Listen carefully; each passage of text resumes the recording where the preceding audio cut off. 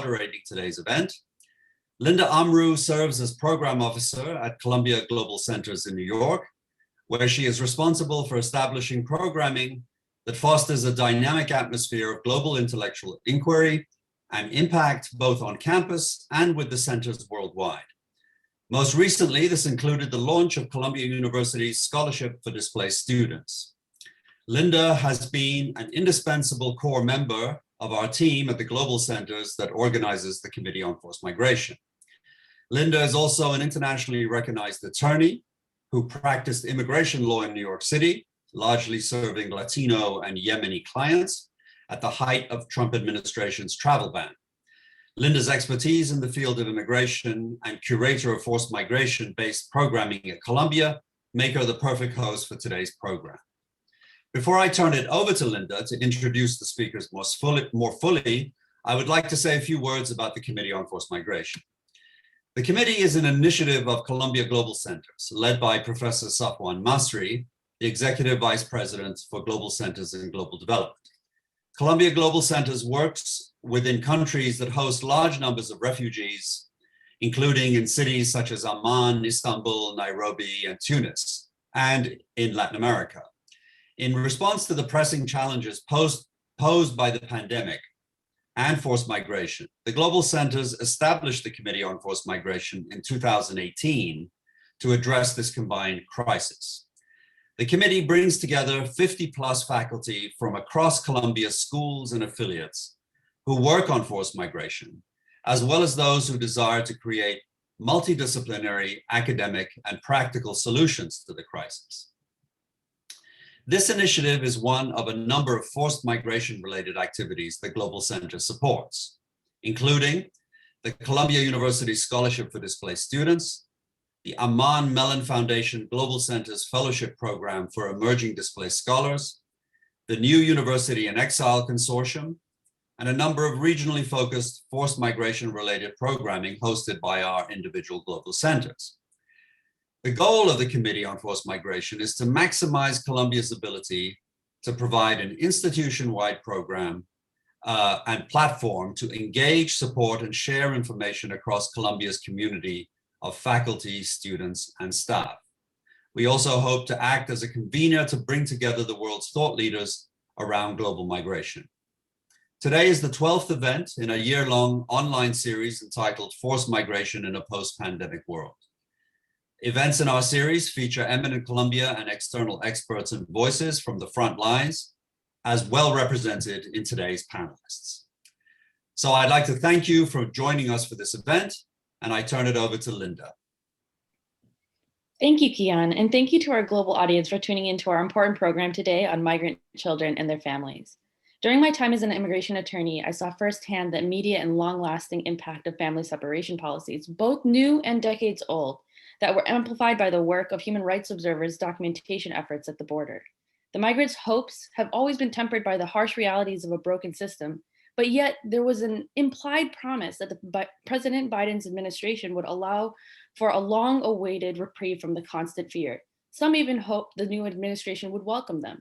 And yet, 2021 is on track to exceed 2019 in the number of people apprehended at the border, with just 100,000 people last month, 24,000 more than in February of 2019. The pressure and desperation are quickly building, with an increase in children who are crossing the border on their own and then being held in detention facilities, often longer than permitted by law, in makeshift centers struggling to help them.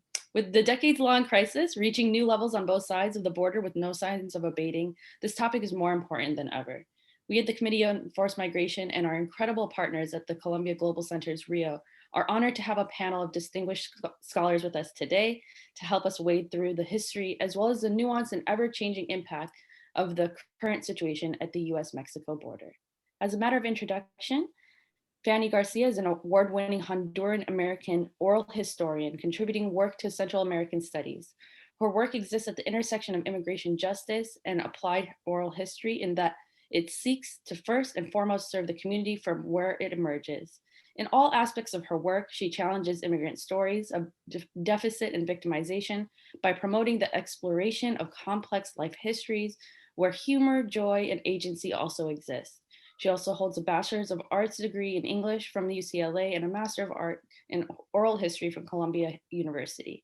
She currently serves as the program officer for the Storytelling Project established by the Women's Refugee Commission to document the lived experiences of families adversely impacted by immigration policies administered by the United States government.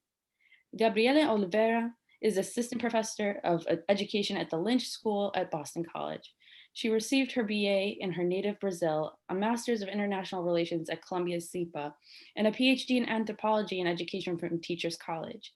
Gabrielle's work focuses on Latin American immigration to the United States, transnational families, parenting and caring across borders. She's the author of Motherhood Across Borders, Mexican Immigrants and Children in Mexico and New York City. Currently, she is a fellow with the Spencer Foundation at the National Academy of Education, where she is studying the impact of zero tolerance policies, detention, and separation on the schooling and well-being of immigrant children.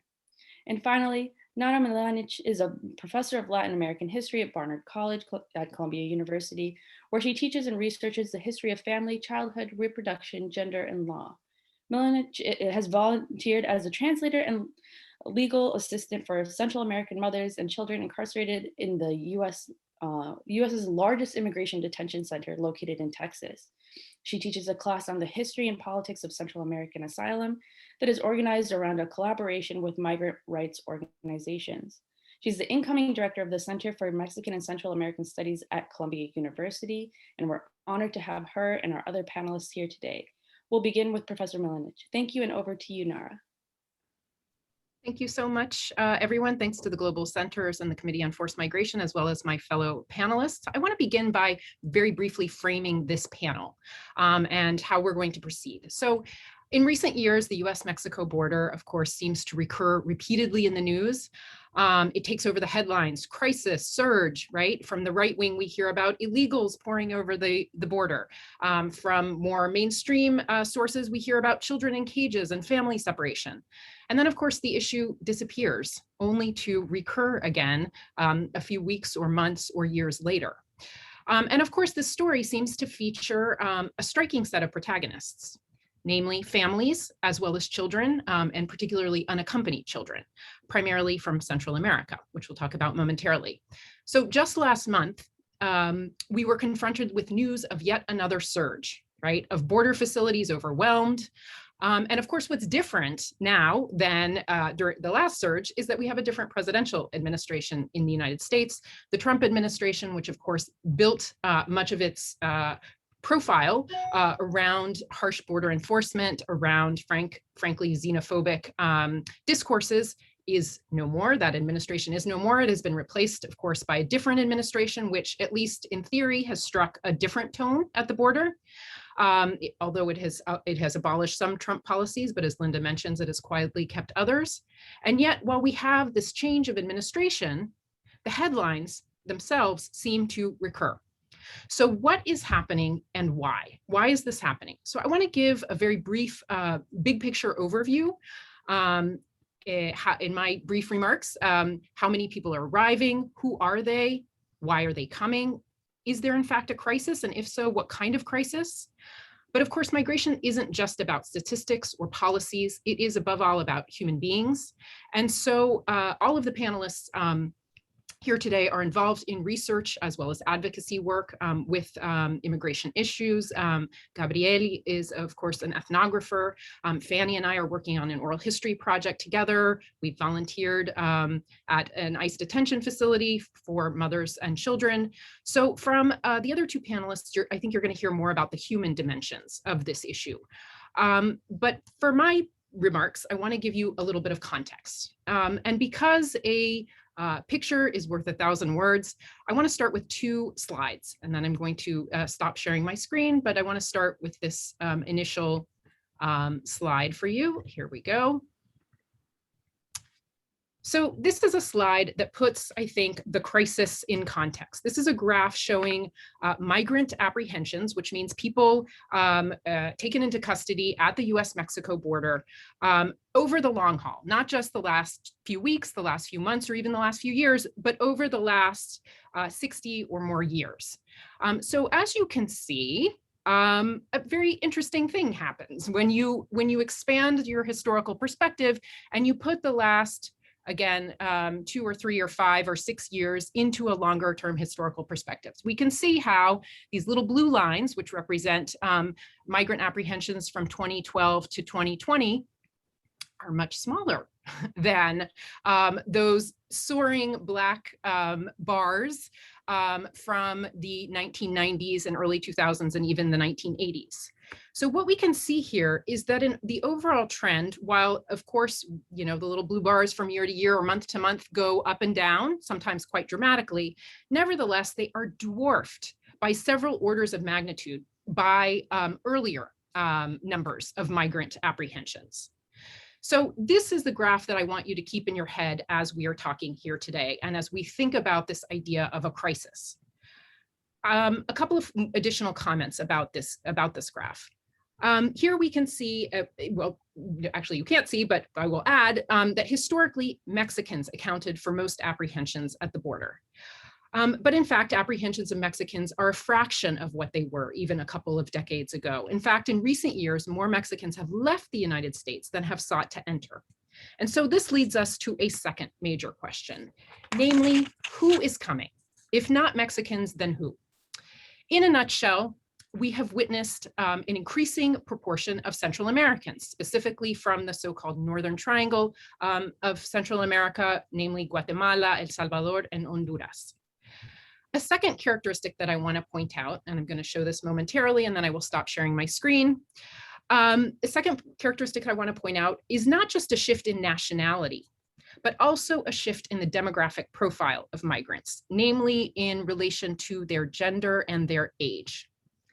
Historically, meaning all those black bars that you're looking at, it was primarily young men who were coming to the US as labor migrants, which is to say seeking work, right? But in recent years, what we have seen is an increasing number of families as well as unaccompanied children. And so in this graph, again, you can see single adults, the light blue, versus unaccompanied children or family unit members in green. We don't have statistics for those, the green statistics, as it were, earlier than 2012, because the US government, as far as I know, did not keep those statistics. It didn't disaggregate people by family or child unit. So here's another graph, and then I'll again stop sharing my screen. Who is migrating? We can see the changing dynamics, an uptick of people traveling with families, a changing but nevertheless significant number of unaccompanied children, and finally others, meaning single adults. So let me stop sharing my screen now and talk a bit about what this all means. So in essence, we have this visual that shows us this remarkable shift, a shift from, in essence, adult Mexican men to Central American families and children, right? And these are the families, of course, that have been featured on the front pages of the papers. So the way that we talk about this issue, I think in part reflects our expectations about who normal, in quotes, migrants are. The paradigmatic migrant, I think, is a young man. And so when we see women and children on the move, that somehow is considered not normal, right? And it lends itself to this framing of crisis. So I want to make explicit our assumptions about who migrants are, right? And so that we are clearer about why the language of crisis so often creeps into discussions of this issue. Maybe it has to do with our own incorrect assumptions about who moves and who should move. So having talked about how many people are coming and who comes, I want to talk very briefly about why these migrants are coming, why Central American families and children.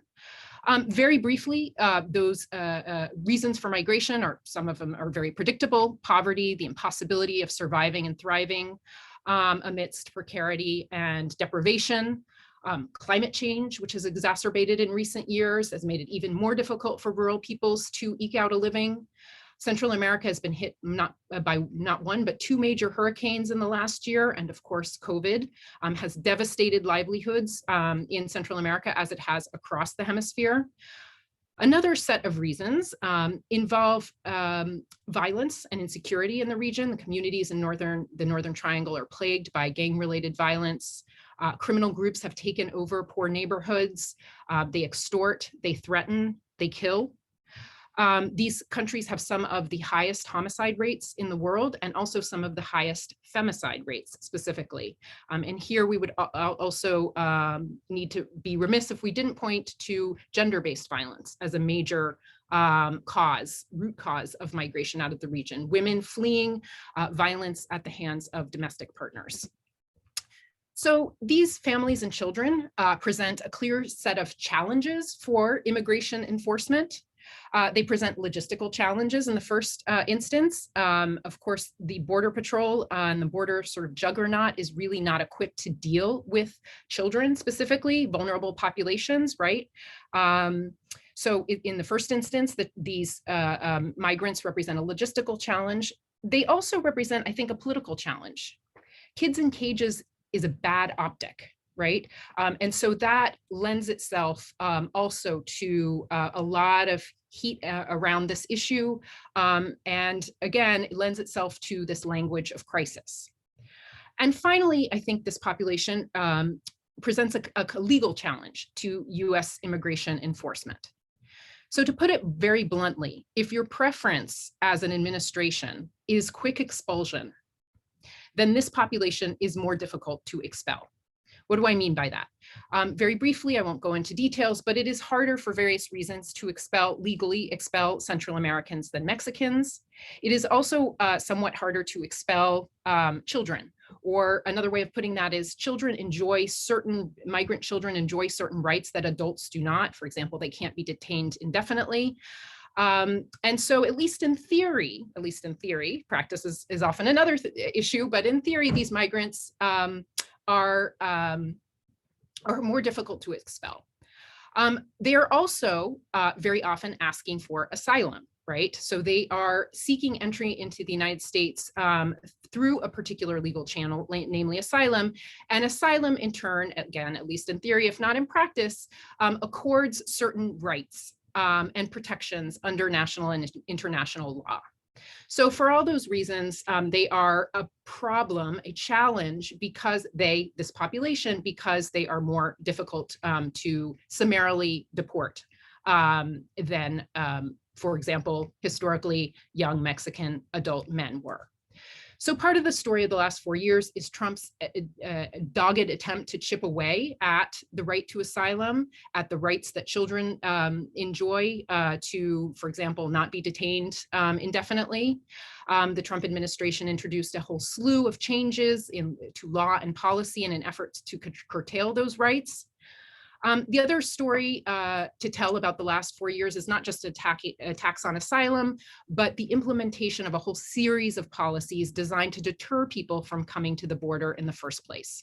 So the logic here is that if you impose ever harsher measures, like say family separation most notoriously, people will just decide to stay home. That's been the logic of policy in recent years. Of course, the pandemic is in some ways a culmination of the deterrence policies of the last 4 years. The virus really gave Trump his wall. In March 2020, he invoked an obscure clause of the federal code known as Title 42 and used that to expel essentially all migrants at the border under the guise of protecting public health. So regardless of who they were, child, adult, family, regardless of why they were coming, with a valid asylum claim, seeking real violence and persecution in their home country, didn't matter, everybody is deported. So the new Biden administration has rescinded some of the noxious policies that the Trump administration, noxious in my mind, that the Trump administration promulgated. For example, it ceased to summarily expel children, but it's kept others. So Title 42 remains on the books, and most people today are apparently being expelled at the border. So I want to pull back from the weeds. It's easy to get lost in the details of what's happening today versus last month, this year versus last year.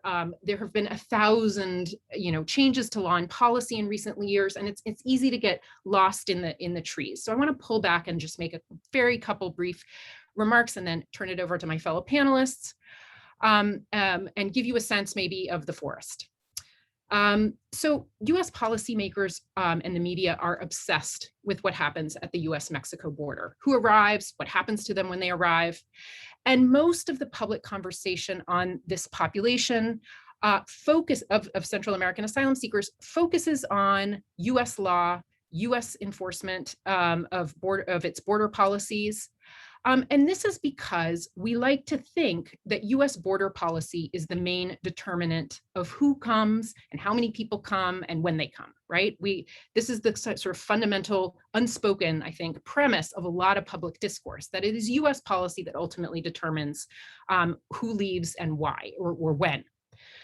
The problem with this focus is that it doesn't address why people are coming in the first place, including, I would add, the role that the United States has played historically in creating the conditions that cause people to leave. Without an understanding of these root causes, political, economic, environmental, social, the crisis, as it were, is destined to continue. I would argue that the US suffers from a monumental hubris in thinking that it can suppress migration flows through punitive policies at the border. The empirical evidence suggests that that is just not true. Not only are these deterrence policies cruel, they actually just don't work to deter people as intended. Trump engaged in deportation and deterrence. Obama engaged as well in deportation and deterrence. Biden, the new Biden administration, has indicated at least an interest in the root causes of migration and addressing why people are coming. Of course, Vice President Kamala Harris was appointed as the czar to sort of oversee and understand this issue.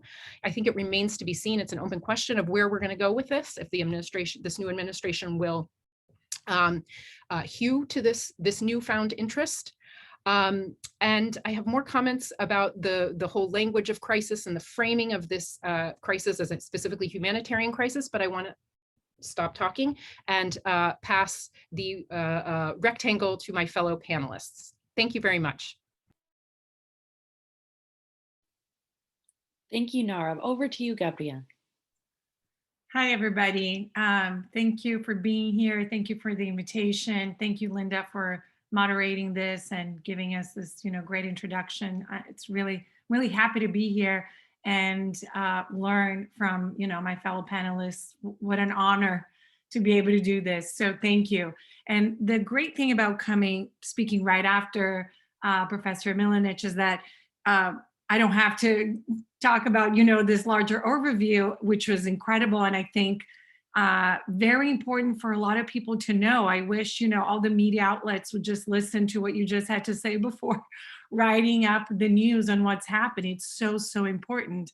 So I think that, in the minutes that I have here, I'll pick up where, Professor Milanich left us on with kind of thinking about how the crisis has been framed and how this ebb and flow, right, in terms of numbers of people, and that gets kind of constructed as an urgency and kind of like an urgent matter where all hands on deck. And then what happens is that it ends up justifying or attempting to justify harsh policies, right? So it's almost like we're in the cyclical thing where, we have this numbers, which then empowers whatever administration that is in power to take action. And that's what people expect, right? People are always asking, what is the action? What are you going to do? Are you going to detain? Are you going to release? Are you going to put families together? Are you going to separate, right? It's like all these options that, as Professor Milanich talked about, it didn't start with the Trump administration, right? I think it's a very easy thing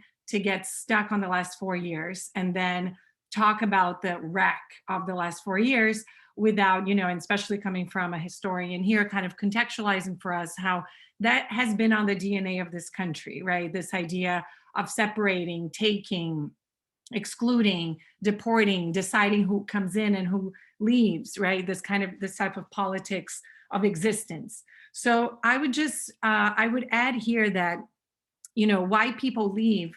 I have been studying this for a very long time, and I'm very interested in this idea of parents trying to provide the best possible future for their children, right? And sticking to the sacrifice for a better life in terms of thinking about what could be on the other side, right? What could be the opportunity on the other side? So a lot of the media sometimes portrays parents as, how dare you put your children through this danger, right? How can you? What kind of a parent, what kind of a mother, because then to talk about the gendered politics, right? What kind of mother puts their children, drags their children through the desert and have, them cross the river and do, and my argument is usually the really good mother. That's the type of parent that does that. The really good parent, right? That is actually trying to think through the risks in the best possible way, because we all as human beings make decisions with the best possible information that we have.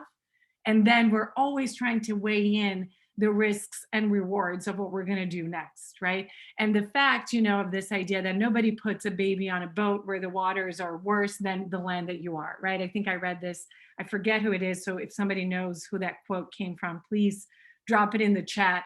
But it always stuck with me, this idea that you're not going to do that, right? So there's this intergenerational piece of migration that, yes, it has to do with all the instability that the US has done in countries in Central America, or this militarized version of language of the Northern Triangle, right? That it becomes this very militarized talk about countries and nations and human beings.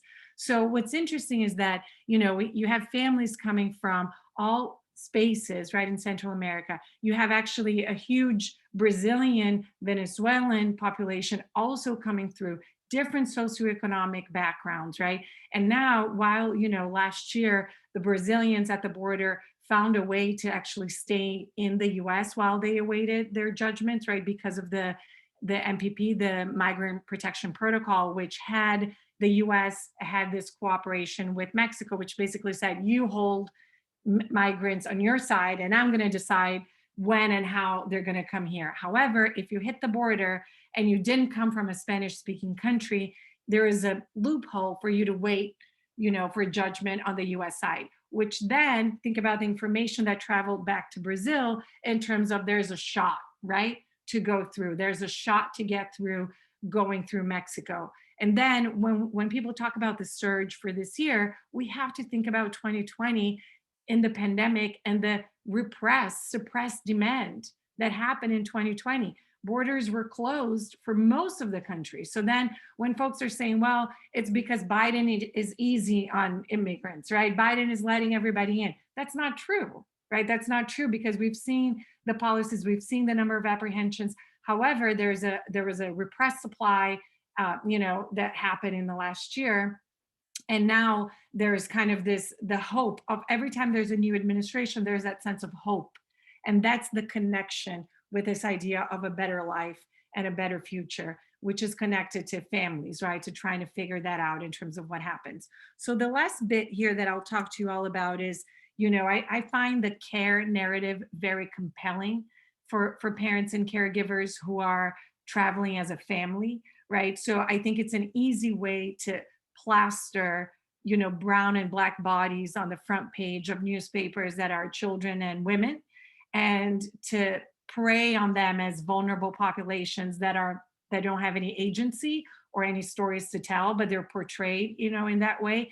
And that in many ways hits this American cultural discourse of protecting women and children, right? And then I always ask, which women and which children, right, are you trying to protect? How's that weigh across the populations? So when families are on this, right, on the US side, and they become reunified, all the everything that had happened, right, the ruptures and the disruptions and everything that happened during the process of experiencing the violence, poverty, and everything that happened in their own countries, right, to the journey, which sometimes is a very harrowing moment, right, where people are hungry and thirsty and no place to sleep, and now with the fear of getting COVID, to being detained and separated, right, in many ways at the border, to then reunifying. So all of these pieces, when families are in the United States, they're not thought about as steps to or phases to. They're seen as different pieces. And my call is really to look at,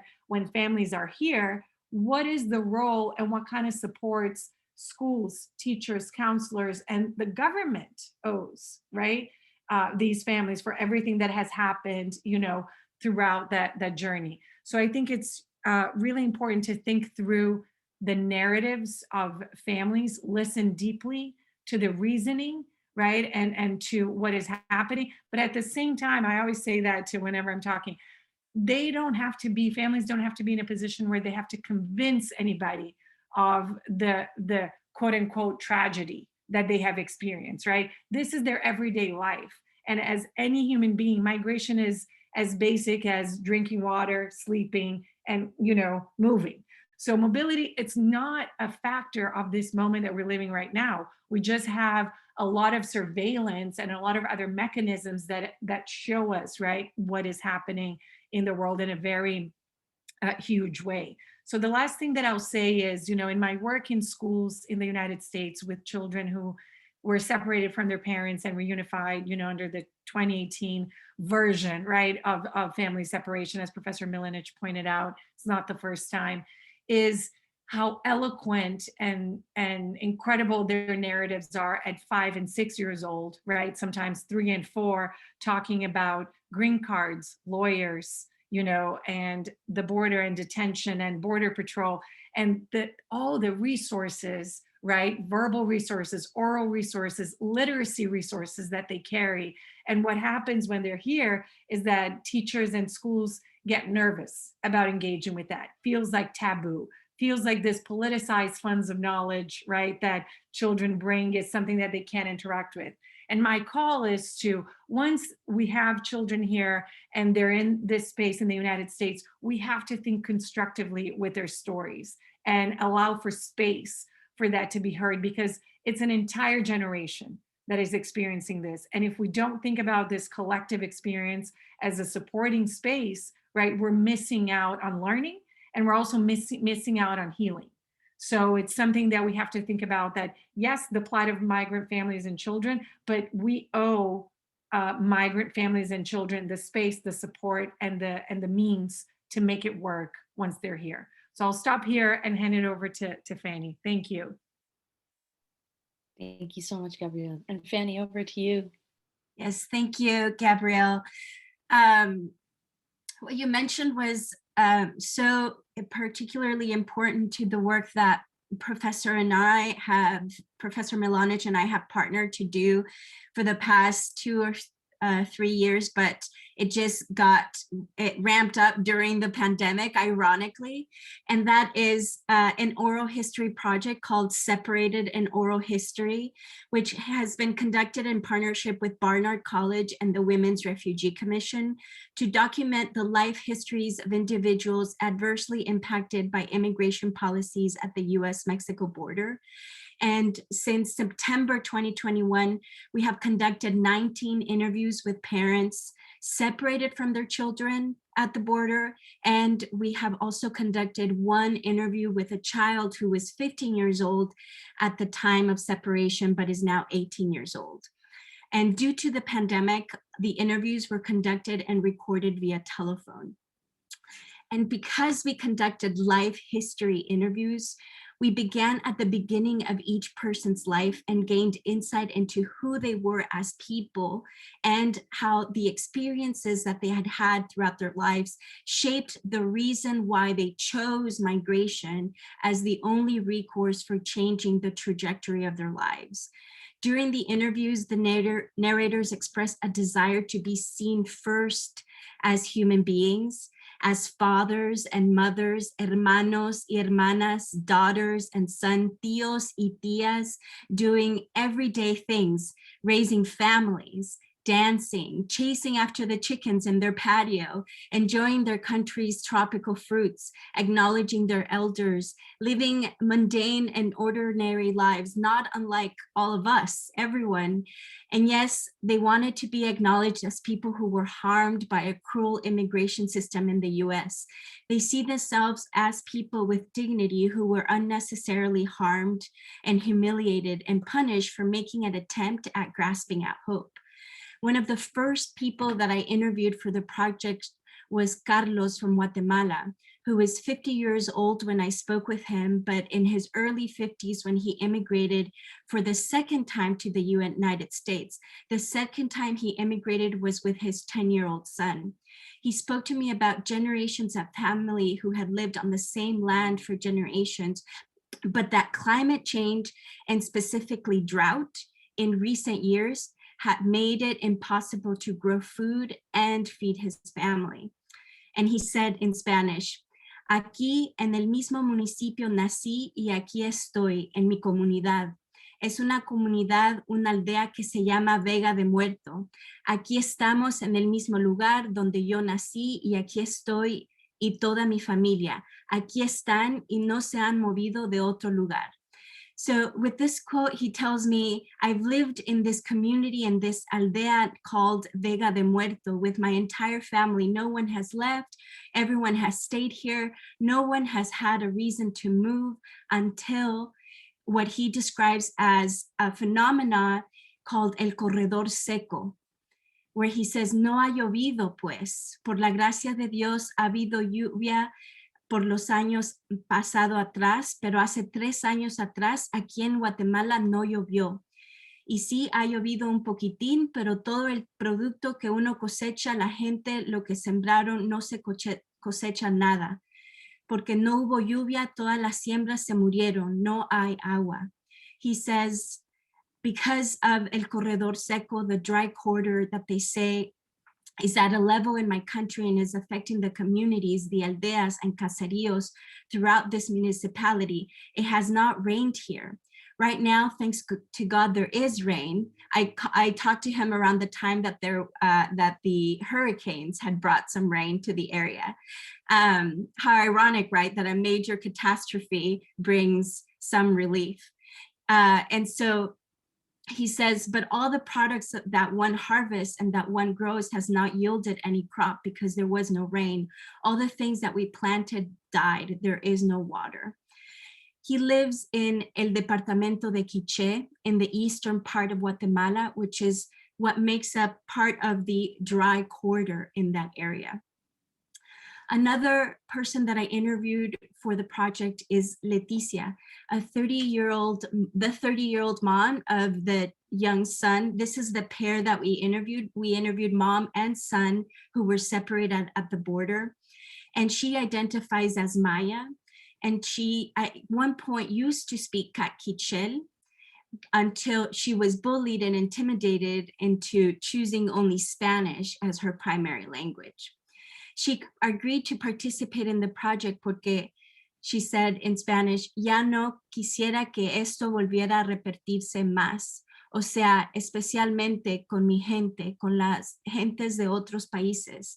I don't want what happened to me to be repeated again, especially to my people or with people from other countries. In Guatemala, Leticia worked as a housekeeper, but then started her own business selling freshly squeezed orange juice from the door of her house. She talks about how this allowed her some agency, right?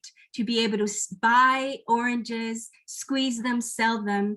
And I asked her, was this, I didn't interview Leticia, someone else interviewed, but we asked her, was this enough to help you survive? And she said, well, actually, no, because all the money that I made was turned back into the business to buy more oranges to squeeze.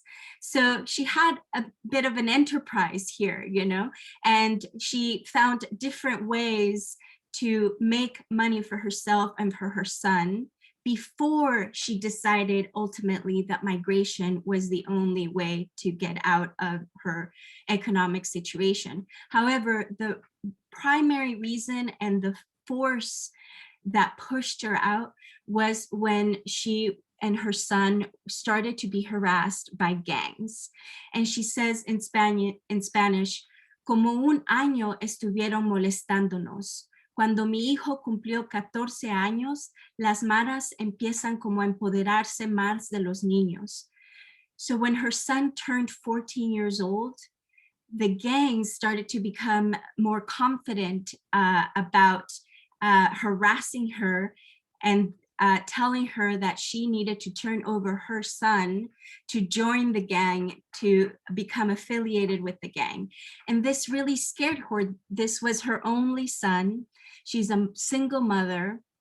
And so she said that this is what pushed her out. Her son, on the other hand, describes a really close relationship with mom. He talks about, in Spanish, he said, el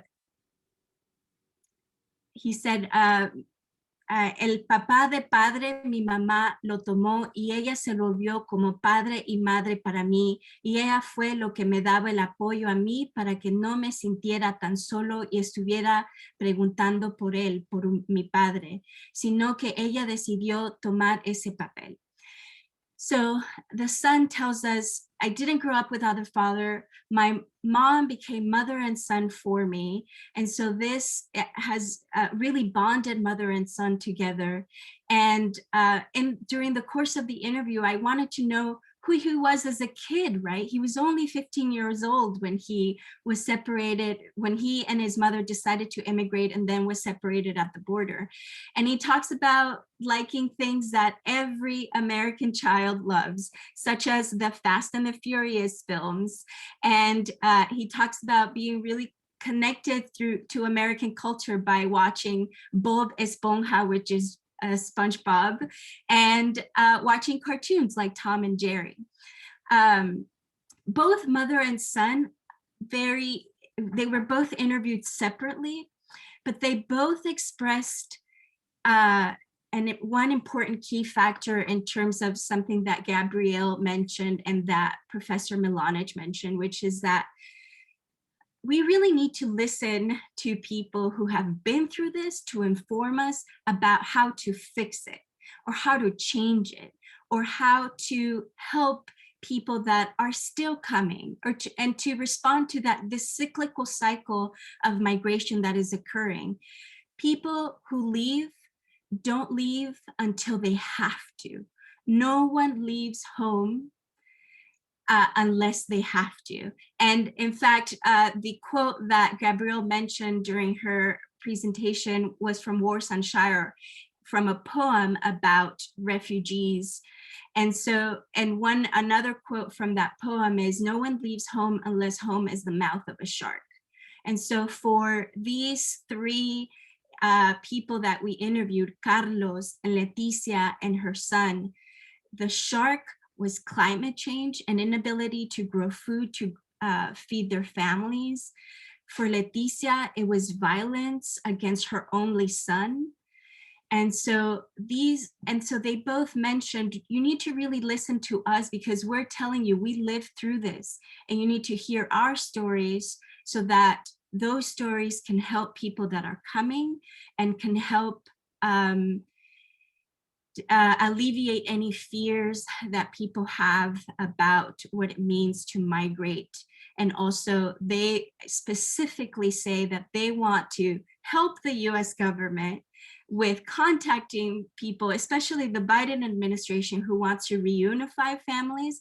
They want to serve on that task force and inform the task force about how to contact families so that families are not afraid to answer the phone when the US government calls, right? Because they've already been harmed by the US government by being separated and deported. And so the family and son said, we need to work with the US government so that people are not afraid to pick up that call so that they can be unified with their families. Thank you so much for having me here today.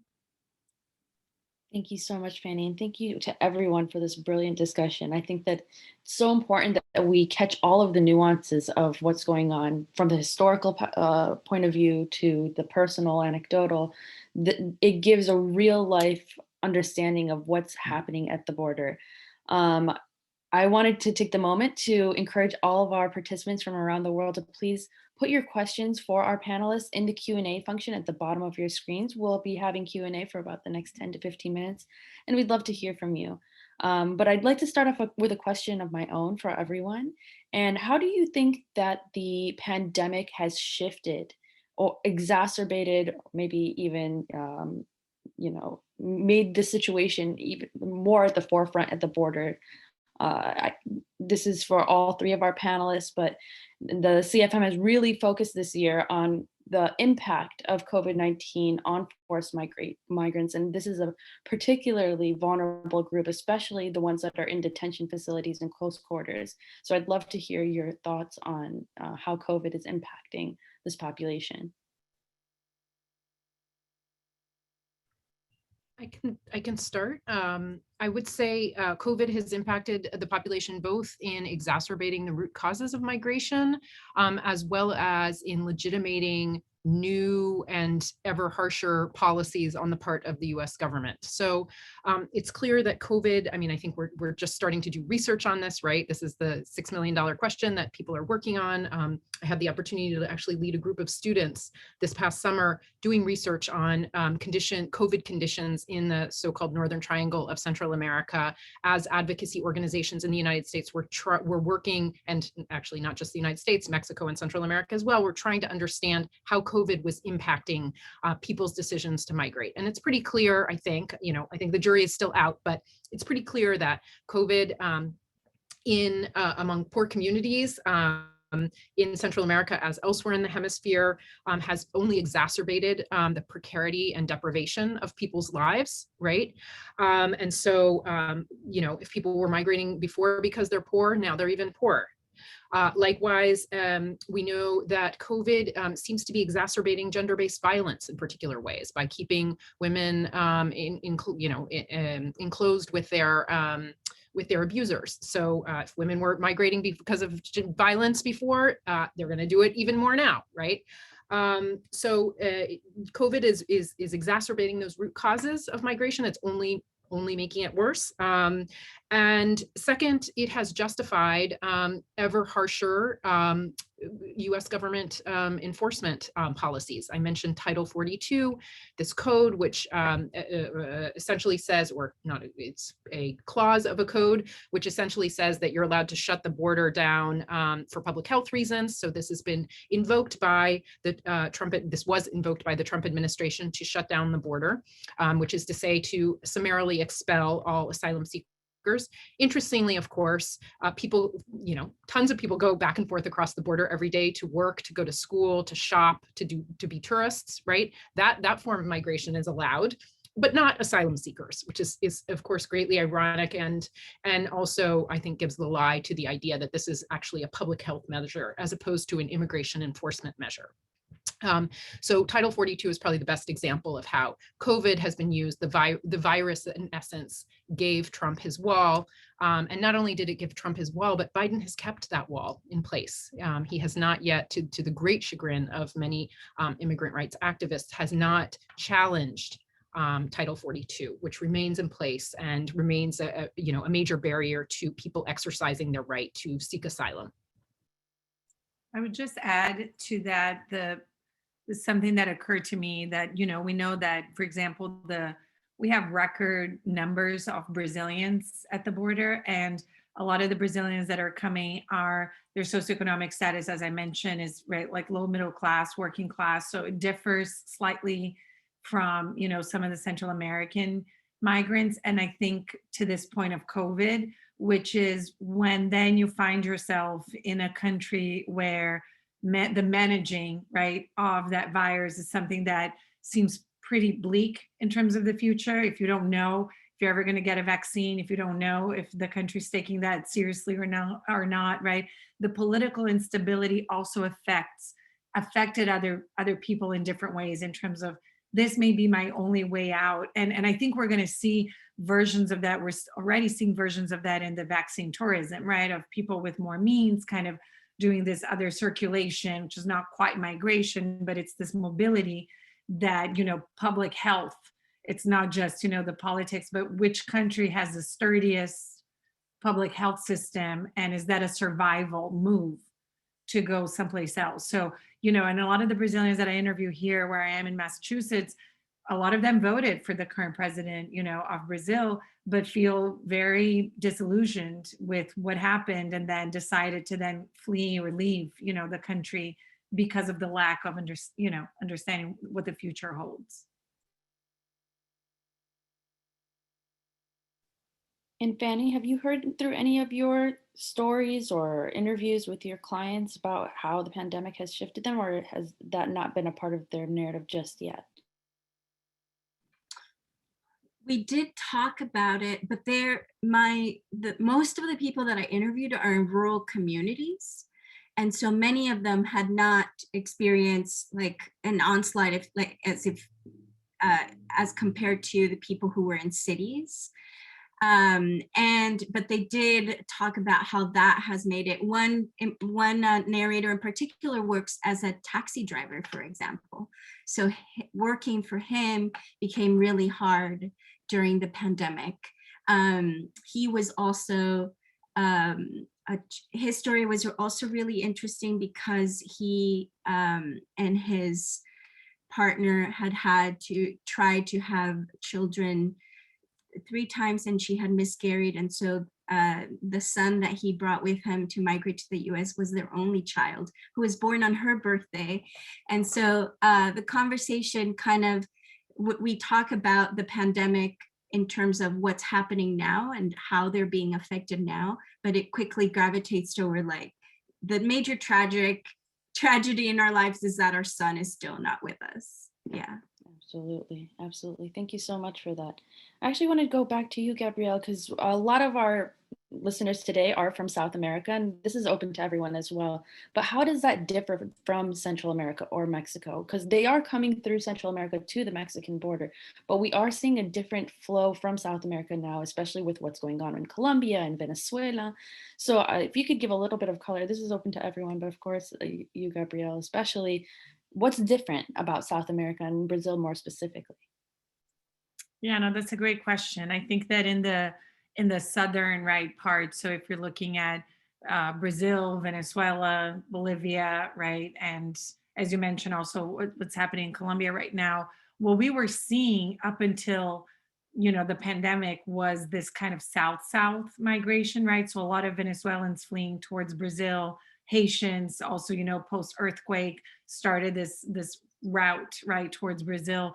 So there's a lot of that happening. But then, in the last 3 years, that has been an increase in the number of Brazilians coming to the United States through Mexico, in part because landing tourist visas has been a lot harder, from Brazilians in the United States, in Brazil. So then you see the route being through Mexico. However, to get to Mexico from Brazil, it's very different if you think about, somebody leaving Tegucigalpa, right, and going towards the Mexico border, the amount of time or what these routes usually look like.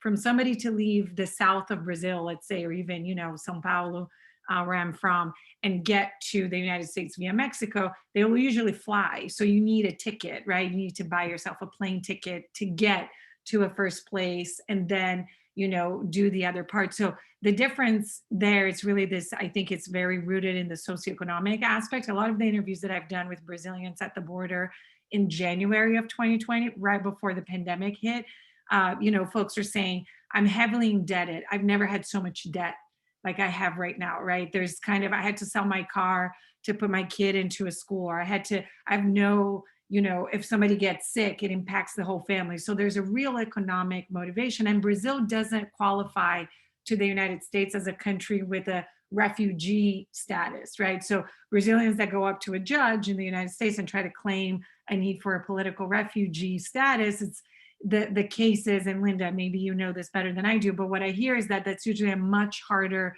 case.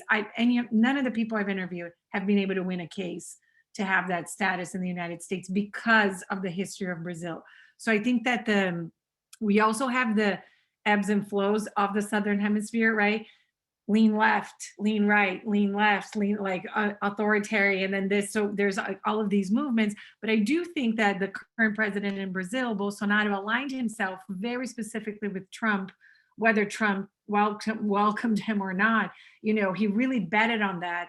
And now there has been an even deeper break in terms of the usual routes to get to the US. And then Brazilians are getting squeezed into this newer route, with more numbers. They've always done this, but it's just, I was astounded by the number of folks at the border and the need for Portuguese speakers, but very different from escaping what Fanny just described, right? About, you know, this type of violence.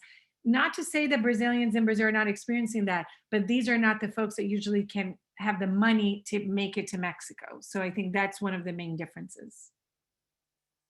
I would just add that this is clearly a hemispheric issue, as Gabrielle mentions. So this is not just about Central Americans, but also about other refugee crises from obviously Venezuela, but Haiti, Cuba, etc.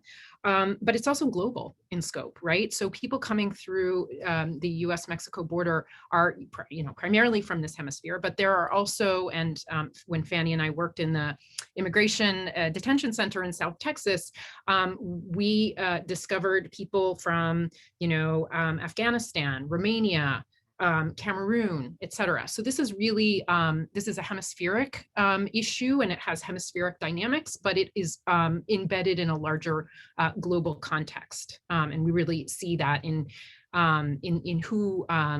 who is coming across the border. And in some ways, the border is itself a sort of litmus test of what's going on where in the world. So one minute it's Venezuelans, and then they sort of fall off, and then Cubans, but then Cameroonians, right? And so it really kind of mirrors what's happening in the world, and sort of degrees of political and economic desperation, as well as channels to mobility opening up or in turn closing off. And you can really sort of see that over time if you're sitting in, say, a detention facility at the border that is detaining folks coming across. Perfect. Thank you so much. That gives a lot of color to the differences in the situations. So we have some questions from the audience. Sayarifa and Gabrielle are asking about the Biden administration's immigration policies and how that might have changed in the past year or so, or less than a year, really.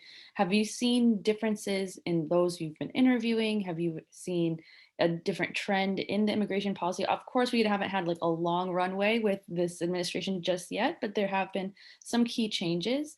So they're asking if the administration is helping to secure issues, especially around the pandemic, and just the differences in immigration policy as opposed to the previous administration.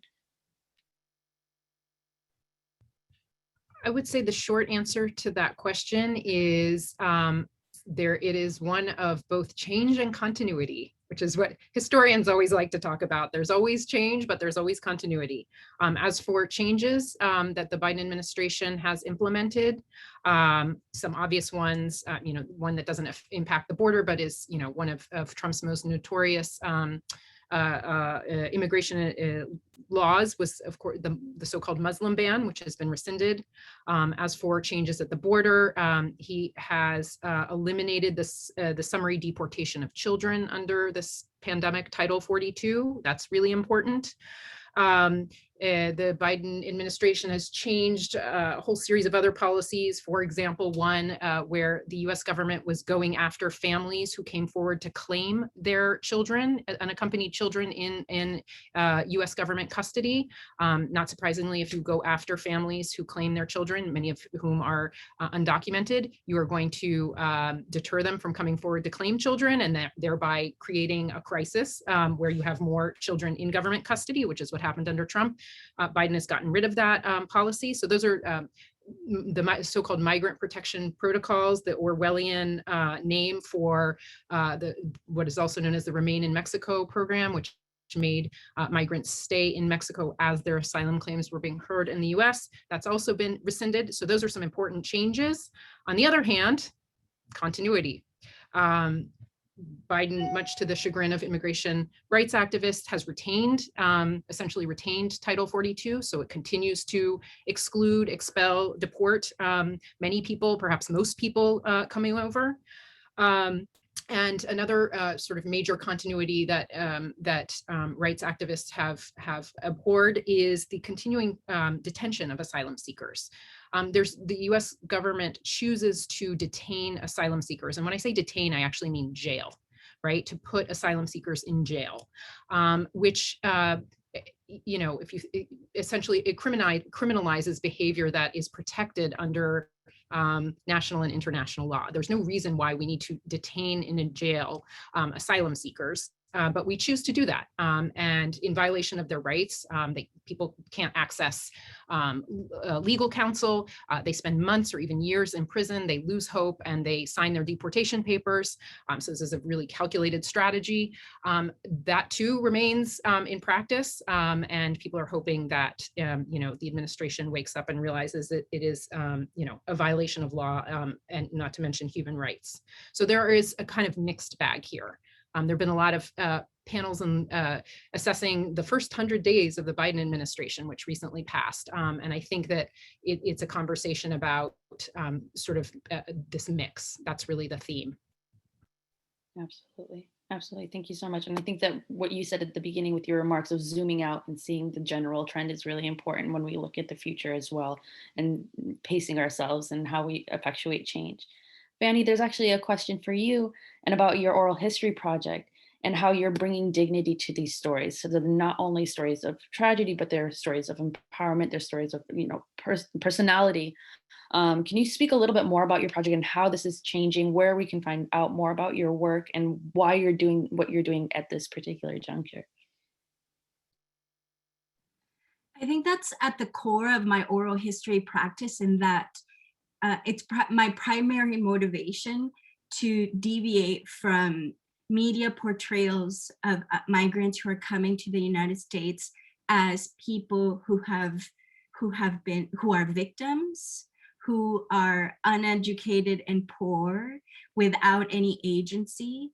I think that it's very dangerous to put them under those categories and not also counter with figuring out and getting to know who people are as individuals, what they enjoy in life, their philosophies about life, their culture.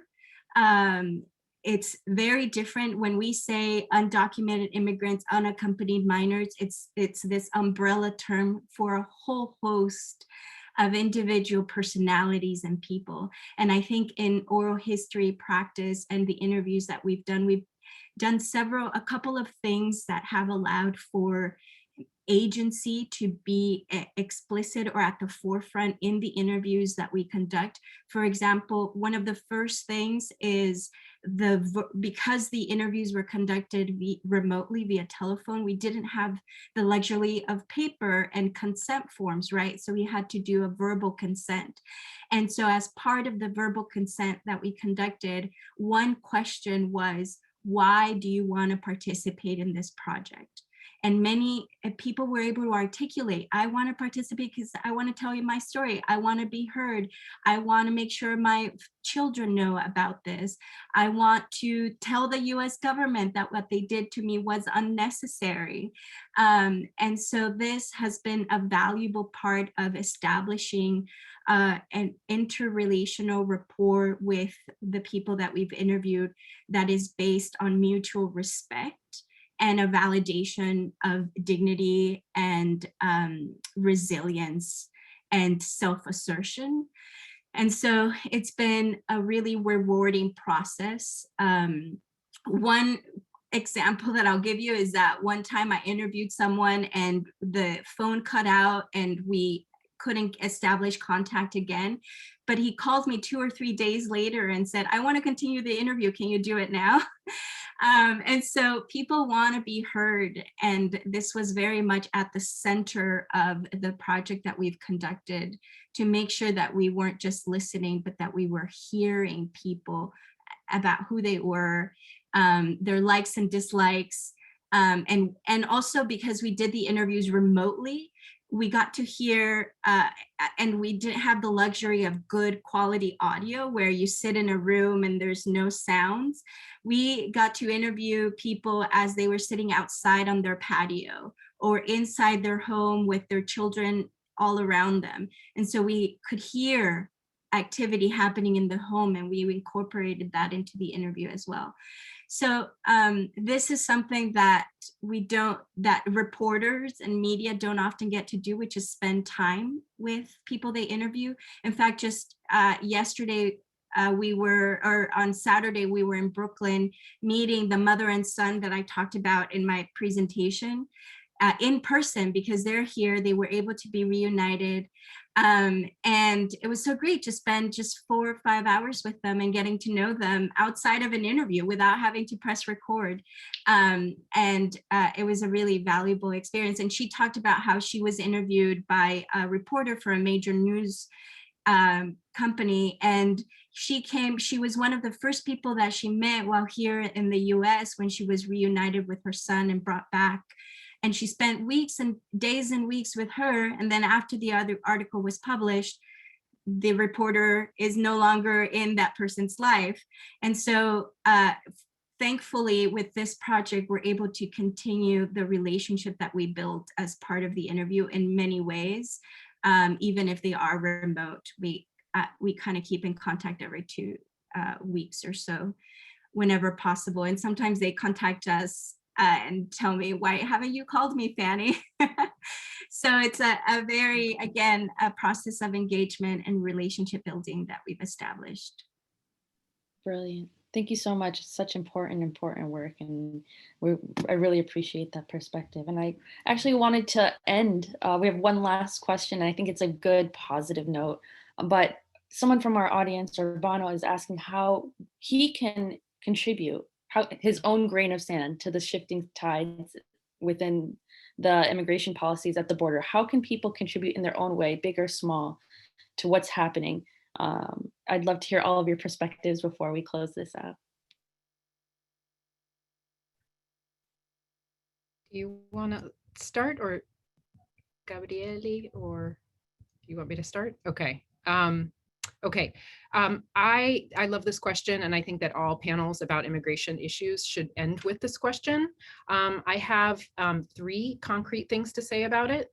The first is that what you all are doing and being in this panel is part of an answer, which is to say, I think that we all should seek to educate ourselves about what's happening, right, in our country or our hemisphere or our world. And I want to say also not to be overwhelmed by the extraordinary complexity of this issue. There are so many pieces to this puzzle that it can feel overwhelming. I know personally, as a non-lawyer, I often feel like, oh, but the lawyers, the Lindas of the world really know what's going on. But I want to say that no one can be an expert in everything. Everyone can be an expert in something. You can peel off part of this issue. Maybe it's immigration detention, or maybe it's the status of DACA recipients, or maybe it's refugee policy. I mean, there's 100 different pieces to this story, and you could peel off just one piece and sort of try and really educate yourself about it. Second, and even more concretely, I think I'm going to put in the chat a website of immigration justice. I think they're called the Immigration Justice Corps. Can't remember the name of the organization, but this is a website that provides advocacy toolkits, action items, which is to say concrete items, things you can do. Write to your congressperson if you're in the United States, or write a letter to your local editor about these issues. So they provide advocacy toolkits. And the third thing that I think people can do, again, this is sort of more directed at people specifically located in the United States, although it doesn't necessarily have to be, is to check with local immigrant rights organizations in your area. There are hundreds, maybe thousands of local organizations doing critical work with local immigrant communities on border issues, thousands of miles away from the border. And they very often need volunteers, often volunteers with particular language skills or computer skills, or simply the time and energy to help with spreadsheets, et cetera. And so I encourage people to look in their own backyards for organizations that need your help. And of course, in the era of Zoom and the time of remote everything, you can also help organizations that aren't in your backyard, right, but that are located somewhere else, but who may still be able to benefit from your skill set. So I'm going to put this website in the chat. I think I put it somewhere. Did it answer? I think so, in the answer of the Q&A, and you can see that website for immigration justice. Thank you, Nara. Fanny or Gabrielle?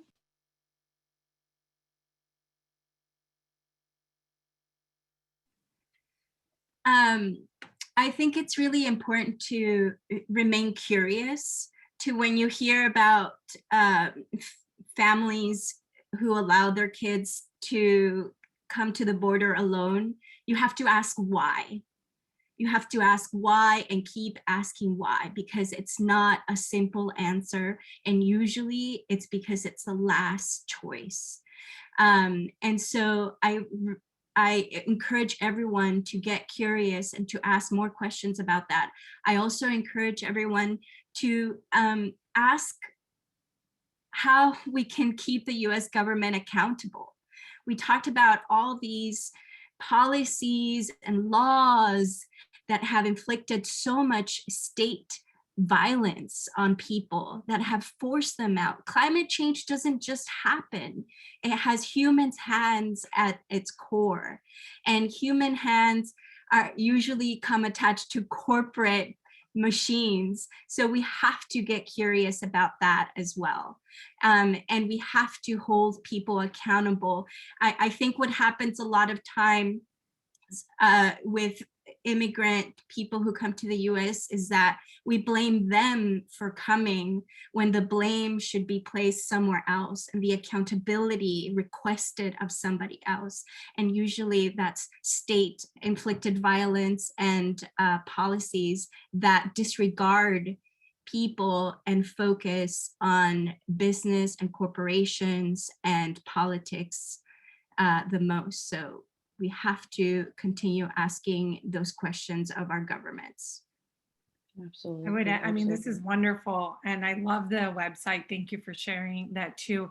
I would add, you know, to Fanny's point, I always say that when you order something from Amazon, when has it ever not arrived to your doorstep and it has been scanned, photographed, they call you, is it there, is it not, can we refund, can we, you know, and then when the American government says, yeah, we can't find the parents of 500 children, it's not a good enough answer, right? It's like, it's just not good enough. So I agree with both panelists to say, don't settle for just the regular, whatever information that you have, you know, dig deeper.